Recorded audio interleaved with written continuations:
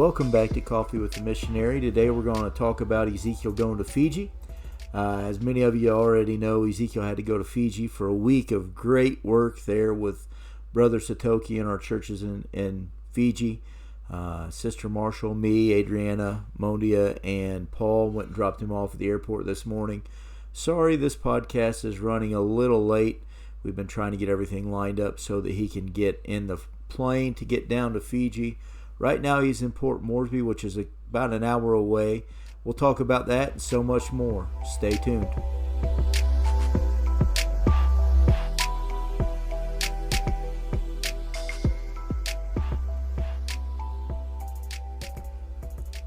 So welcome back. This morning we said our see you laters to Ezekiel as he left on his trip to Fiji. Great journey that he's going to be having there, working with our churches there in the Fiji Islands. He's going to be there for around a week. We're hoping that we get him back here in about 7 days is the goal.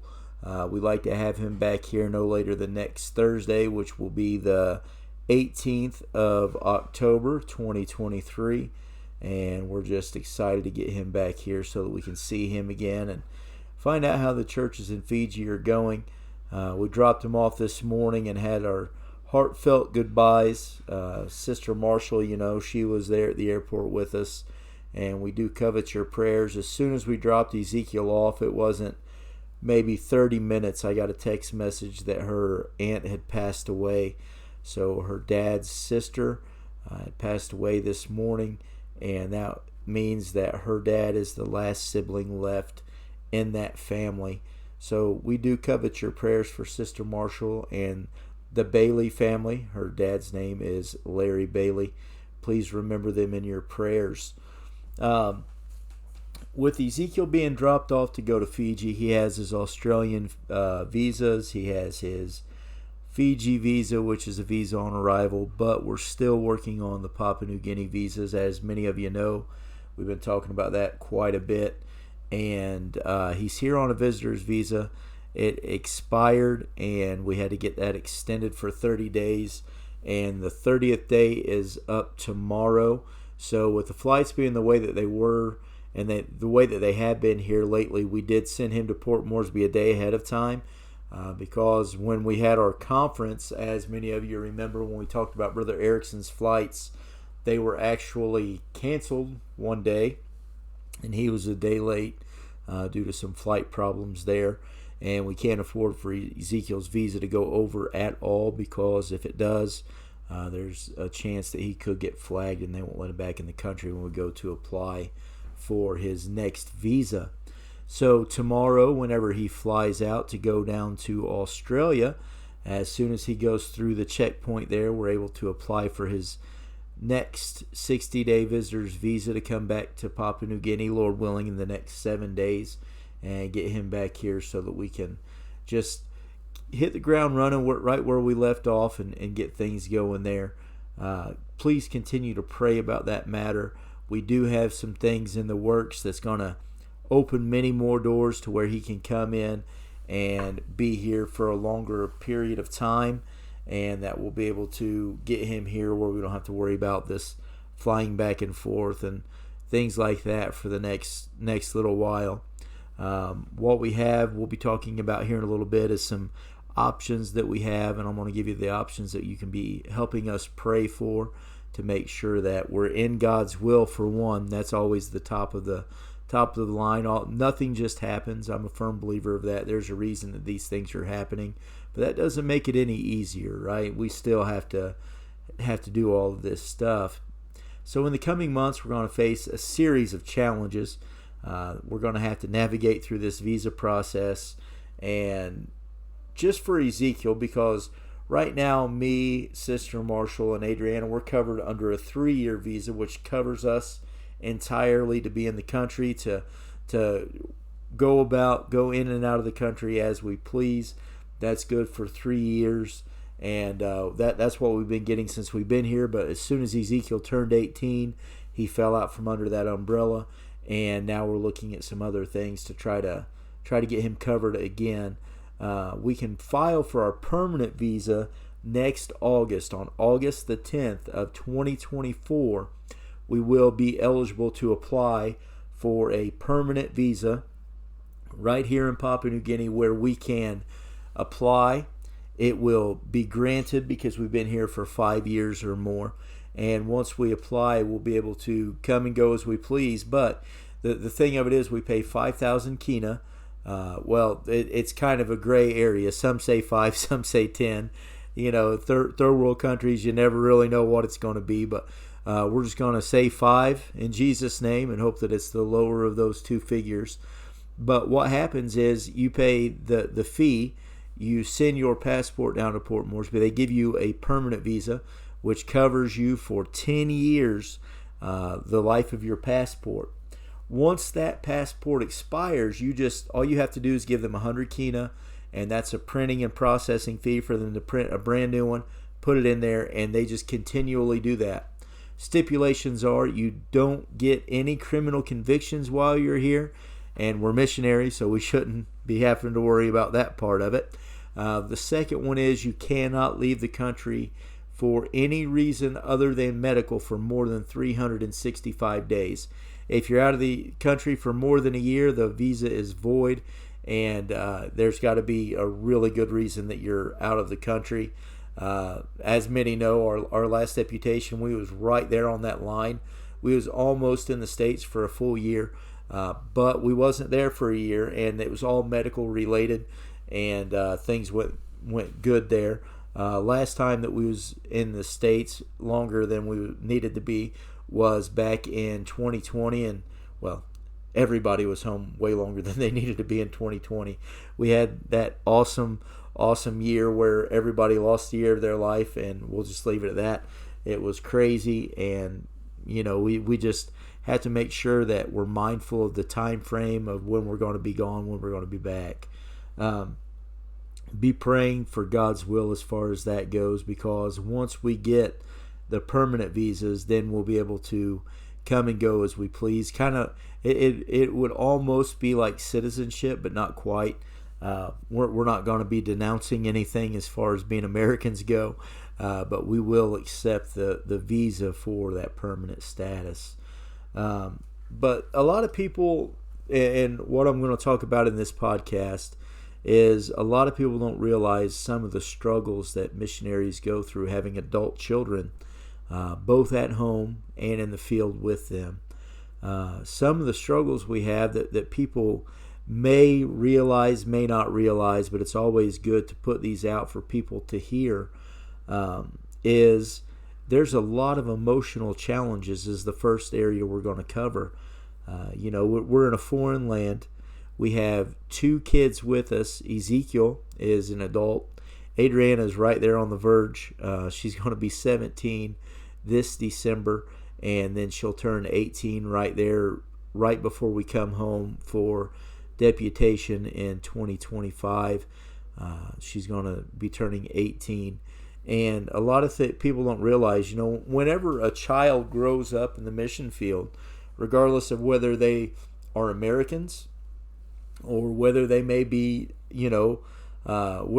wherever they are, whether they be Papua New Guinean, American, whatever it is, when you grow up in a place, you're attached to that place. So with that being said, when we came to Papua New Guinea, Ezekiel was, I believe he was 14 and Adrianna was 12. So when we got here, they'd done a lot of their growing up right here in Papua New Guinea, so they're attached here. Well, now, even though they're attached with the government, the visas and everything that's going on, they want to be here, but there's so many obstacles in the way of them being here. And with that being said, if you're called to a place and God puts you in a place, He's going to give you a way to get through the obstacles that are in your way to get to that next step. But that doesn't make it any easier, because right now we have Ezekiel. He's having to leave Papua New Guinea. He's in the middle of about 4 or 5 different Bible studies with different people. He's doing all of these things right now, and he's got to take everything that he's been doing here, leave it dormant for a week, and go all the way to Fiji and then come back. There's airfare involved. There's separation involved. There's all of these things. When we went to the airport, his best friend went with us to drop him off, and his friend was so emotional, dropping him off, and having to be in that place, and we can understand that, because in America, whenever we go with our families or our loved ones to the airport for them to fly away, then the same thing happens regardless of where you are in the world. There's still that emotional attachment. So there's so many emotional challenges. We have Adrianna here. Ezekiel's not here. Adrianna's here. So she's here now without her brother. She's just got me and Sister Marshall and the people here in Papua New Guinea. But there's also that issue there where we've already got Daniel and Bree and Harley and James and Rose Lee. All of them are in America, and we're already separated from them. But now we have to throw Ezekiel into that mix, and he's gone as well. So there's a lot of emotional challenges that come forth. I talk about it all the time. We're grandparents. Our granddaughter's probably, she's made it the hardest to leave from when we're on deputation. You go, you spend time with her, you miss all of these firsts that she has. But, thank God we have the technology we do today. FaceTime's not always easy. We FaceTimed her today, right before we dropped Ezekiel off, right before we got the news about Sister Marshall's aunt. All of these things build up into one thing. So there's a lot of emotion in one day that a lot of people, they may not realize unless they're in that situation.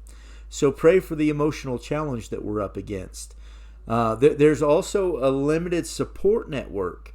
Living in a foreign mission field, it means that we may have a limited support to be able to do certain things that we would have in our home country. It can make it harder to if we have a challenge or if we need assistance or anything like that. Medical assistance, there's things that have happened here in Papua New Guinea that we don't have the support that we would have if we was in the United States. On deputation, you heard where Ezekiel had malaria, he got sick, all of these things happened, all one on top of another. All we could do was pray. I'm not trying to say that prayer doesn't move mountains and prayer doesn't do things, but there are certain circumstances when you need medical care. You need to be able to get an extra $5 to put in your gas tank, and there's things that we can't do here that we can do there. When you're a missionary, whatever comes in that month is what you receive for your income. In America, if you need a little more income, you tell your boss and you work some overtime, and boom, there you go. You got your income coming in because you was able to work a little extra that week to cover those needs. So we have a limited support network. Not saying this organization does not take care of us, because they do.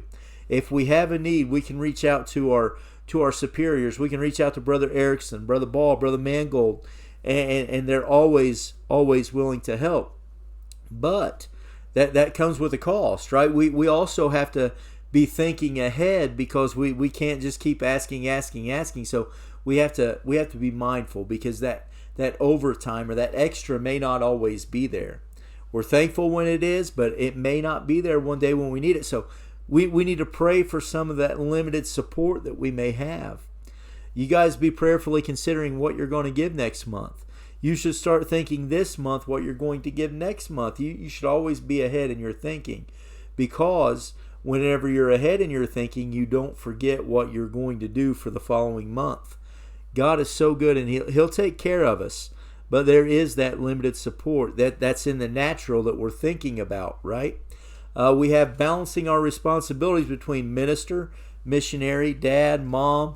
We have all of this balance that we have to do. We have to juggle these responsibilities of being a missionary, being a parent to adult children.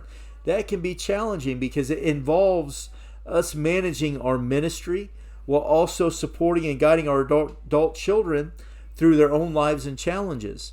Even though we're 8,000 miles away, whenever our children back in America have a challenge or they have a need, that hits us here in Papua New Guinea. Right? There is always going to be that balance of responsibility. Yes, we have to take care of the things here in PNG, but we also have to take care of the things back in America. We also have families that we have to think about, have to be there for. If there's a need, we need to know about it so we can pray. If there's a need, we need to know if there's any way we can help. If there's something going on, we want to be part of that, because even though we're far away, we're still part of their lives, and we have to balance that responsibility. We also had, and this goes along with our second thing, which was our limited support, but we also have limited access to resources, right? And this sounds crazy, but limited access to resources doesn't always mean money. Sometimes we have limited resource access to electricity. We have limited access to things at the grocery store. We have limited access to diesel. There was a time not too long ago, just over the past couple of months, where you was only allowed to purchase so much diesel for one household. And we have 2 vehicles. We have a generator. We have all of these things. Thank the Lord that they never did call on us for that, but there were people that was only allowed to get so much, and that happens, right? Sometimes, and this sounds petty, it sounds crazy, but think about this. If you're in America listening to this, you go to the grocery store, you need a gallon of milk, you get a gallon of milk. You need a block of cheese, you go get a block of cheese. If you need a pound of hamburger, it may cost a little bit more, but it's there, right?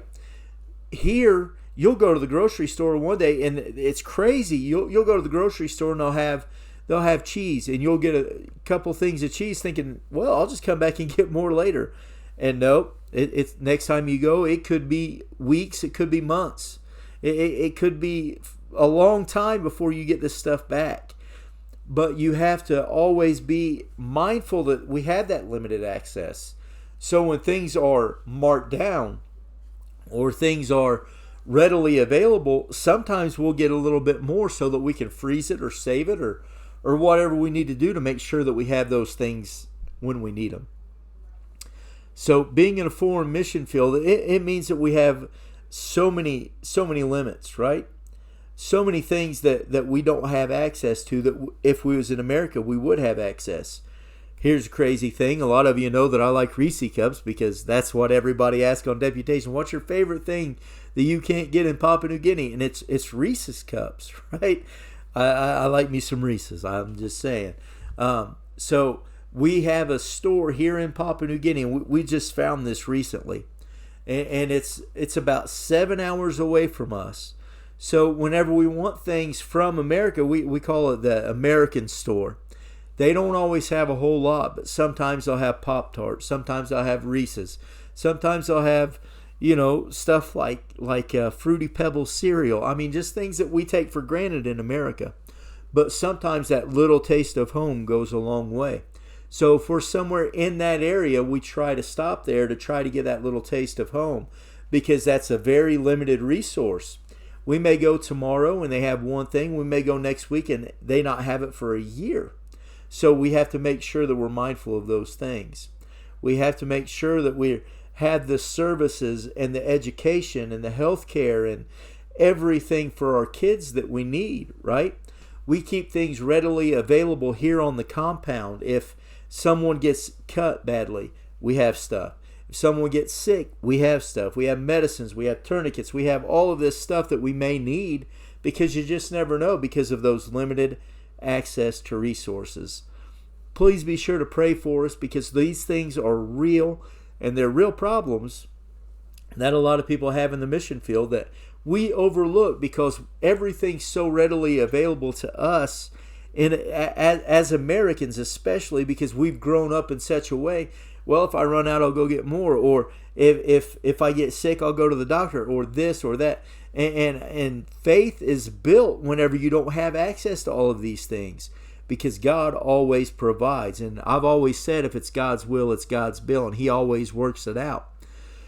But with Ezekiel being in Fiji this week, we have to understand that there's that separation there, and I have a very complex and time-consuming task ahead of me. So be praying for things to go according to God's will. Be praying that God opens up doors. I'm going to have to apply for another 60-day visa within the next 24 hours. After that, whenever he gets back to Papua New Guinea, I'm going to have to apply for a 30-day extension to get us here through the first of the year. Because if they don't approve his 30-day extension, that means that he would have to leave here if things go according to plan. He would have to leave between the 15th and the 17th of December. That means that even though he's in the mission field with us, there is a chance that he would have to leave right before Christmas and split us up right there during that time of family and celebration. And I know that Christmas is just it's a holiday, but it's that being with family, and it's about celebrating the birth of the Savior, and it's being together during that time of year. And that would be just detrimental if he was to have to leave during that time of family and of just togetherness. So please pray that things work out according to God's will, whatever that will may be. We understand, that there's a lot of things coming up. We just have to make sure that we stay focused, we stay organized, and I keep everyone informed about what's going on with visas, deadlines, just seeking the assistance from immigration if I need to, because we hope to make it through this process successfully and get some long-term stuff going, so we don't have to worry about doing this for the next couple of years, right? So now we just have to look at these things and look at the big picture and make sure that we keep Jesus at the center. Please be praying. Make sure that you go to my website. There's a couple new options on there. My website is ryandmarshall.com. There is a subscription option now to where you can get access to a members only portion of the website where you'll get more detailed notes. I just launched this a few days ago. No subscribers yet, so there's not a whole lot of resources there yet, but there will be in the future once people start to subscribe. There are a couple of things there now, more detailed podcast notes, more things like that. But make sure you go there. Make sure you follow us on social media. You can follow Ezekiel at ETLM_2004. You can follow me at Missionary_RD.